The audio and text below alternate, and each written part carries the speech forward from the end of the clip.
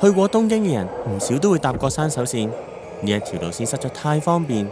沿線經新宿、原宿、涉谷、池袋、秋葉原等等地方。第一次去東京玩嘅話，只需要搭山手線就可以去盡主要嘅旅遊景點。用濱松町站可以轉乘東京單軌電車來回羽田機場，而來回成田機場嘅話，可以喺上野或者日暮里站轉搭京成本線。就算來回機場，山手線都好方便。呢一條路線喺1925年11月1號由幾條路線連接成為循環路線，去到而家已經有98年歷史。最初投入服務嘅係品川站，於1872年6月12號開幕，已經係上2個世紀之前嘅事。之後有如新宿特輯裏面介紹，當時新宿站係冇人居住嘅郊區，去到而家已經成為人流不絕嘅旺區。其他例如池袋站、涉谷站、田端站等等都紛紛投入服務。19世紀末，好多火車站陸續誕生，但都係冇辦法連接成為循環路線。結果喺品川站投入服務之後嘅19499日之後，即係53年之後，御徒町站投入服務，組成山手線最後嘅一段路段接上，作為循環線嘅山手線終於大功告成。不過點樣都諗唔明，點解山手線通車要用成50幾年時間？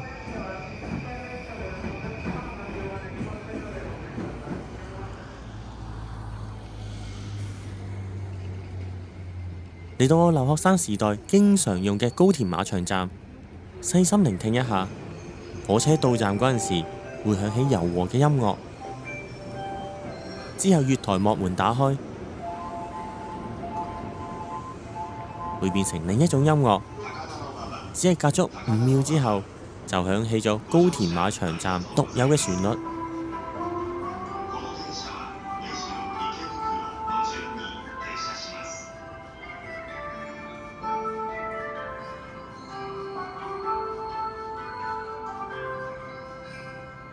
呢一小段影片裏邊集合咗唔少山手線嘅特色。生活喺東京嗰陣時，日子過得匆忙，好多都忽略咗。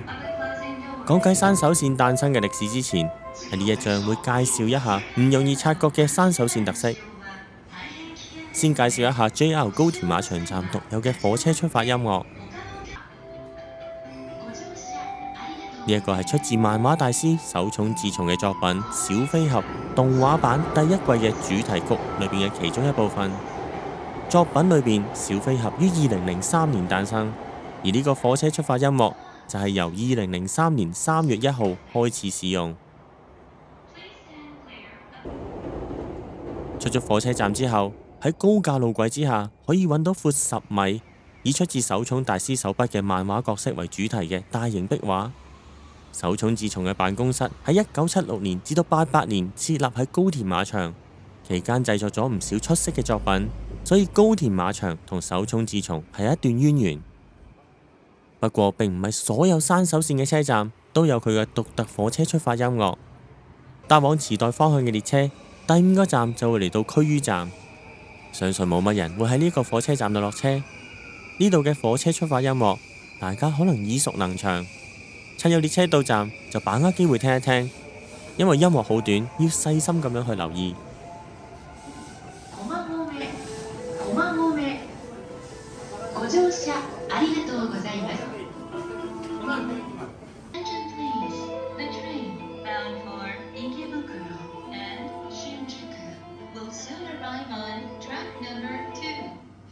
呢個係傳統日本民謠櫻花桜。記得喺2022年3月推出嘅櫻花特輯，介紹咗櫻花最常見嘅品種艷井吉野，就係喺區於誕生。一出咗火車站之後，就可以揾到艷井吉野櫻紀念公園。相隔咗2年，終於可以嚟到作實地觀察。返去高田馬場站嘅月台，再細心留意一下月台，可以揾到其他特色。聽一聽日文版嘅月台廣播，係男性嘅聲線。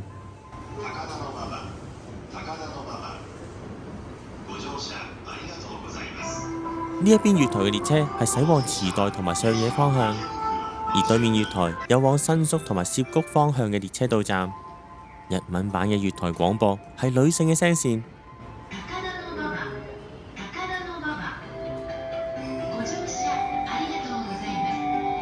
原來往唔同方向嘅月台，採用唔同性別嘅聲線嚟做月台廣播，方便乘客辨認列車方向。作為循環線嘅山手線，圍繞東京中心地帶行駛，列車方向會分為內環同埋外環。外環係順時針行，相反內環係逆時針行。不過日本人唔習慣用順時針同埋逆時針嚟作辨認方法。我住喺東京超過15年，從來唔會理列車係內環或者係外環，到而家都分唔到，相信將來都分唔到。其實只要睇月台同埋車輛顯示嘅方向就唔會搞錯。另外，如果要由上野站去涉谷站嘅話，搭內環快啲定係外環快啲，根本難以單憑內環或者外環嚟做線索。不過 JR 東日本花咗好多心思嚟俾乘客分辨內環定係外環，其中一個方法就係月台嘅廣播，外環採用男聲，而內環就採用女聲。仲有留意一下月台幕門，白色底色嘅幕門上方有綠色嘅橫線，呢一種綠色稱為鶯色，係代表山手線嘅顏色。而呢條橫線亦係分辨內環外環嘅線索之一。外環係兩條較幼嘅橫線，而內環係較粗嘅一條橫線。唔知道有幾多觀眾單憑自己嘅觀察力就發覺內環同埋外環嘅月台有以上嘅分別呢？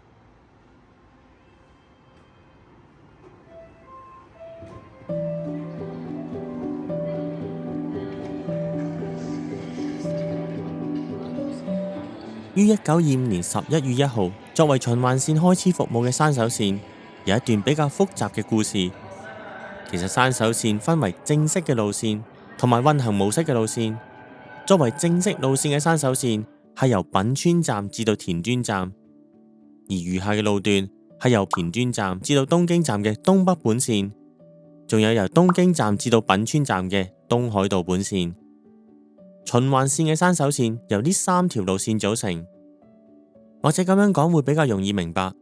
本來呢3條路線喺唔同年代落成同埋通車，當呢3條路線全部落成咗之後，就可以連接起嚟，以循環線方式行駛。只係來往本來山手線品川至到田端嘅路線，日後擴充咗之後，成為循環線嘅山手線。山手線嘅山手係地方嘅名稱。相信唔少人有聽過下町呢個字。東京嘅話，下町係指商業區嘅銀座同埋神田等等地方，而下町亦有另一個意思，係指地形較低嘅地方。啱啱好東京23區嘅東部係低地，同時亦都係商業區，所以23區嘅東部廣義上係下町，而相對指地形較低嘅下町就係山手，指地形較高嘅地方。雖然品川係低地，但新宿、目白、池袋一帶係高地，火車路線就改名為山手線。呢一條最繁忙嘅路線，起源要追溯到日本最初嘅鐵路發展。喺日後開創咗早稻田大學同埋擔任日本首相嘅大隈重信，佢推動日本建設鐵路。最初嘅路線係由新橋連接到去大型港口城市嘅橫濱。當時唔少官員反對興建鐵路，認為要先加強軍事，花錢落只會噴黑煙嘅蒸汽火車並冇意義。反對派大人物裏邊，包括喺上野公園有銅像嘅西鄉隆盛。喺19世紀中後期嘅明治時代，日本已經脫離咗封建制度，漸漸變為民主國家。呢個時候，政府喺收購土地上遇到冇辦法解決嘅問題，阻延咗鐵路發展。其中一段火車路軌喺冇辦法嘅情況之下，要興建喺海上面。呢一段稱為高輪築堤，火車喺離開海岸嘅海堤上面行走。於2020年落成嘅山手線最新車站高輪基尾站，喺開發工程中就發掘咗唔少高輪築堤嘅遺跡。高輪築堤嘅路段大約係由田町站至到品川站，不過之後因為填海，高輪築堤就埋喺土中。喺2020年尾九州之旅裏邊，我到訪咗佐賀縣，呢一個地方就係大隈重信嘅故鄉。喺參觀大隈重信紀念館嗰陣時，就發現咗高輪築堤嘅介紹牌，估計呢一個係佢其中一個主要功績。於1872年10月14號，官營鐵道兼日本首條火車路線通車。開通儀式裏邊，明治天皇都有參加，而且仲有試搭。英國製嘅火車頭拉住10卡車廂，由新橋站駛到去橫濱站，全長大概29公里，需時要53分鐘。如果行路嘅話，就要用10個鐘頭，搭人力車都要用7個鐘頭。日本成為第40個國家引入火車，比先驅遲咗半世紀先至起步。不過而家日本鐵道已經四通八達，而且形成唔同嘅文化。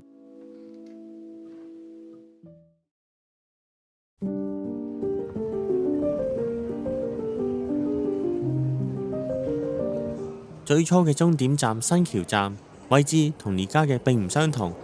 初期車站興建喺直樓，位於而家嘅車站東面大概400米。而家成為舊新橋停車場鐵道歷史展示室，可以自由參觀。而代表鐵道起點嘅靈理柱同埋一小段路軌喺展示室附近可以揾到。山手線通車嗰陣時，喺直樓嘅舊新橋車站已經搬到而家嘅位置。而家嘅新橋站閘口旁邊保存咗車站當初嘅鐵柱，而行出咗車站之後，就會去到著名嘅 SL 廣場。呢一度展示咗國鐵 C11 型號蒸汽火車頭。不過重點係火車頭下面嘅石垣，點解會設計成為石垣？答案好簡單，就係要去模仿頭先介紹過嘅高輪築堤。雖然新橋站中途經過搬遷，但形式上新橋站係構成循環線嘅山手線早期嘅一個車站。而另一個真係最初嘅車站係品川站。最初嘅路線由新橋出發，經品川、川崎、學建、神奈川，之後到達位置喺而家櫻木町站附近嘅橫濱站，總共有6個站。同山手線有關嘅只有新橋站同埋品川站。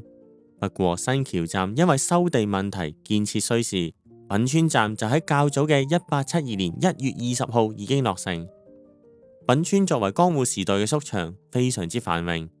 火車站起喺宿場附近係最理想，不過都係遭到反對，唯有選址喺較近海邊嘅地方。睇睇開業初時品川站嘅相，就會發現車站旁邊就係大海。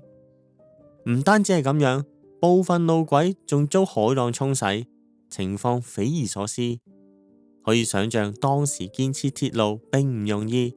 不過而家嘅品川站同最初嘅位置都有唔同，搬近咗東京少少。結果最初嘅路線唔等新橋站落成，提早喺1872年6月12號作臨時開業，來往品川站至到橫濱站。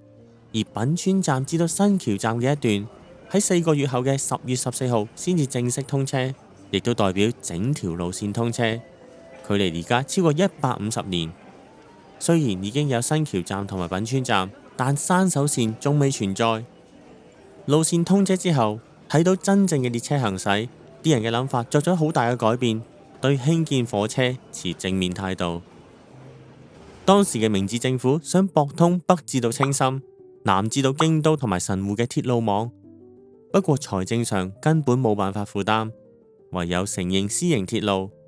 而最初私營嘅鐵路公司成立，名為日本鐵道，並且打算興建鐵路至到東北。不過計劃規模太過龐大，要分段實施，所以暫時以群馬縣嘅高崎做目標。因為群馬縣有出產高品質絲嘅富岡製絲廠，而家成為咗世界文化遺產嘅一部分。而短期嘅計劃先興建上野至到熊谷站路段。上野站至到熊谷站於1883年7月28號通車，即係官營路線通車之後嘅11年。構成循環線山手線嘅車站只有幾個，完成山手線嘅路程仲係好漫長。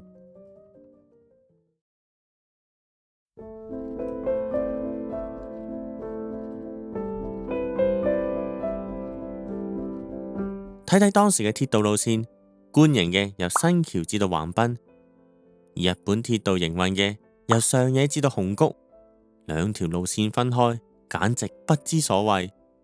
當時政府同埋日本鐵道高層都有相同嘅睇法，但遇上收地同埋預算問題，先至造成呢一個咁差嘅局面。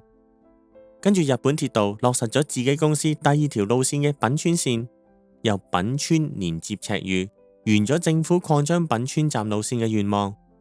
但結果仍然都係不知所謂，行走東京嘅3條路線斷斷續續，效率極低。而呢一條品川線先至係山手線嘅真正前身。路線由品川出發，經涉谷站、新宿站、板橋站，到達終點嘅赤羽站。品川線於1885年3月1號通車，踏出咗山手線嘅第一步。不過新橋至到上野嘅一段，總係因為收地等等嘅問題，完全冇辦法接上。睇睇品川線，為咗同北上嘅路線連接，向西方兜路，途中經過嘅地方，例如新宿站，當時係無人地帶，距離旺區嘅追分有幾百米。興建鐵路嘅工人仲喺度講，喺呢一個鄉村興建鐵路，唔通係起嚟俾狸貓搭嘅咩？雖然效益上係有質疑，但喺國際形勢上，因為要發展北海道，防止俄羅斯帝國入侵，所以興建鐵路係務必實行。喺池袋特輯裏邊都介紹過，為咗同往東北嘅鐵路，即係而家嘅常磐線連接，嚟運載出產自常磐煤礦嘅石炭，迫不得已喺池袋度起車站，分支路線去田端站，亦造成咗池袋站以北路線要轉90度嘅急彎。由池袋至到田端嘅路線喺計劃裏邊稱為豐島線，而日本鐵道向政府申請營業牌照嗰陣時，將豐島線同埋品川線合共命名為山手線。呢一段長5.2公里嘅路線喺1903年4月1號通車。山手線嘅範圍擴張到由品川站至到田端站，而喺新橋站出發去到田端站嘅話，需要個半鐘頭。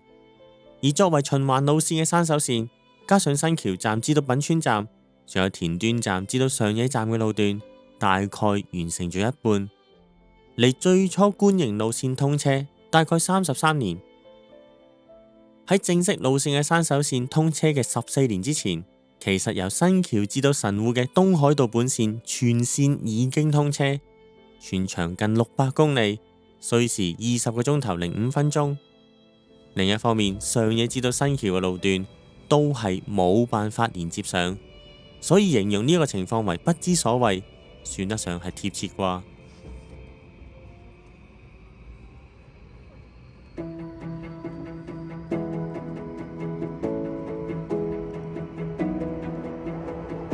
講到尾，新橋至到上野一段冇辦法興建嘅最大原因係因為沿線都佈滿咗民居，冇辦法計劃收地。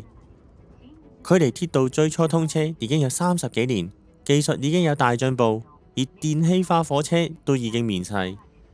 到咗1910年，有樂町站通車。呢一個車站有一個以往冇嘅特徵，就係採用咗高架路軌，以高架路軌嚟連接新橋至到上野嘅計劃，早喺1888年已經落實咗，但因19世紀末嘅戰爭而計劃冇辦法進行。有樂町站證明咗高架路軌嘅可行性，新橋至到上野嘅路段終於揾到解決方法，以全線高架路軌接通，解決收地等等嘅問題。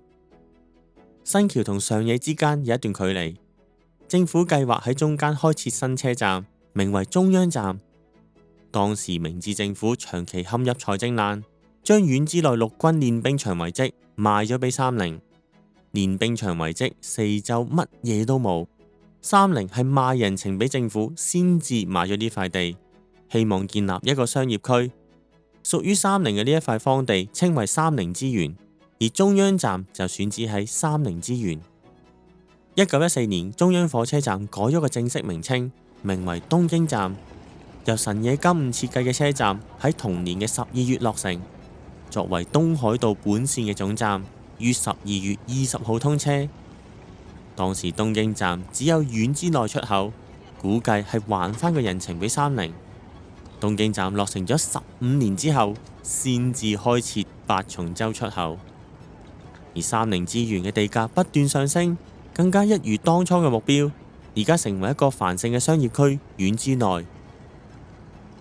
另一方面，喺中野特輯介紹過超值路線嘅中央線，佢嘅前身係甲武鐵道，於1906年被國有化，成為咗中央本線嘅一部分。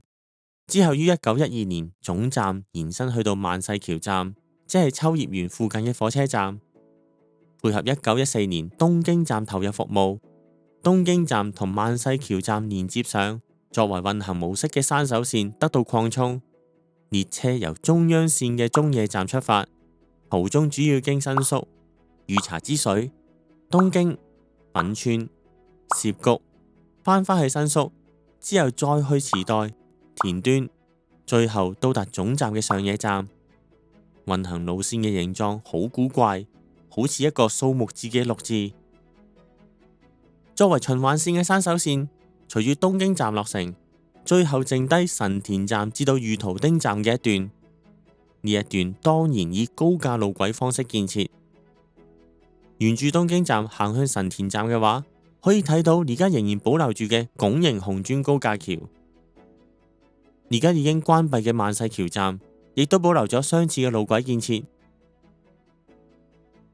早喺1890年已經落成嘅秋葉原站，貨物站就留喺地上面，而客運用嘅月台就高架化。同御徒町站於1925年11月1號投入服務，山手線最後嘅一段，亦都喺呢一日終於連接上。列車喺朝頭早4點24分由品川站出發，圍繞一周，全部28個站，需時1小時12分鐘。呢一日距離日本首條鐵道通車嘅1872年大概53年，距離品川線通車嘅1885年有成40年，距離登記上山手線誕生嘅1901年有成25年。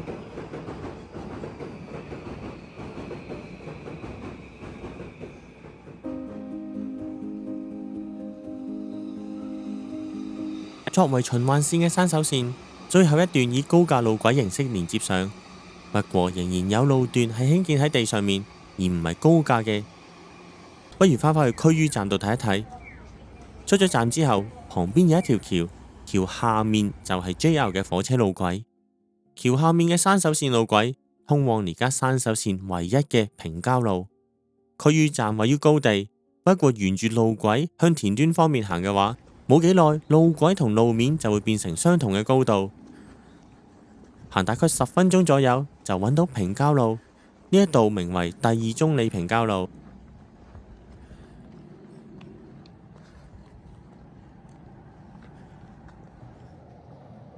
啱啱好旁邊有上南新宿線嘅列車駛過，同時山手線內環線列車亦都駛過。政府已經有計劃興建道路嚟取替而家平交路旁邊嘅天橋。道路完成咗之後，天橋就會封閉，順理成章，平交路都會消失。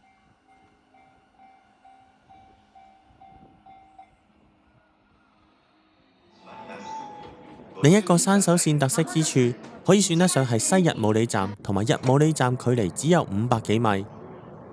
喺西日暮里站度上車，嚟感受一下去日暮里站要幾耐。西日暮里站係山手線第2新嘅車站，於1971年先至落成。如果冇咗呢個站，田端站同埋日暮里站相距大概1.3公里，以距離嚟講係恰當，冇需要喺中間起一個新車站。喺呢個火車站興建之前2年，地下鐵千代田線嘅西日暮里站開幕。為咗同地下鐵站連接，國鐵就興建咗西日暮里站。去西日暮里站度睇一睇嘅話，就會發覺呢一個車站喺設計上係方便乘客轉乘地下鐵同埋火車。由西日暮里站搭山手線去日暮里站嘅話，只需要1分鐘。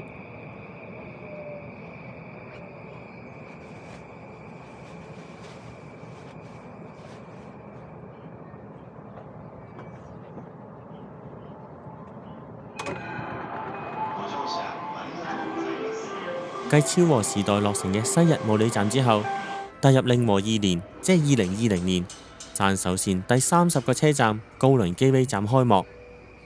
呢一個新站離品川站唔夠1公里，以現時嚟講係一個冇必要嘅車站。當然 JR 東日本唔係傻嘅，佢專登興建一個冇人用嘅車站。記得新宿站同埋池袋站最初落成嗰陣時，同而家嘅高輪機尾站情況差唔多。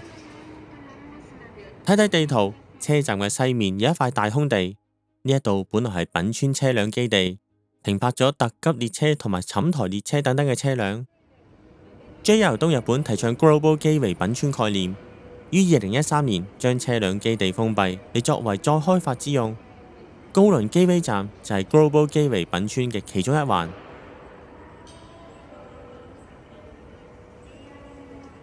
我喺2023年11月到訪咗呢個車站，行出咗車站之後，就會睇到正在興建緊嘅高層商業大廈。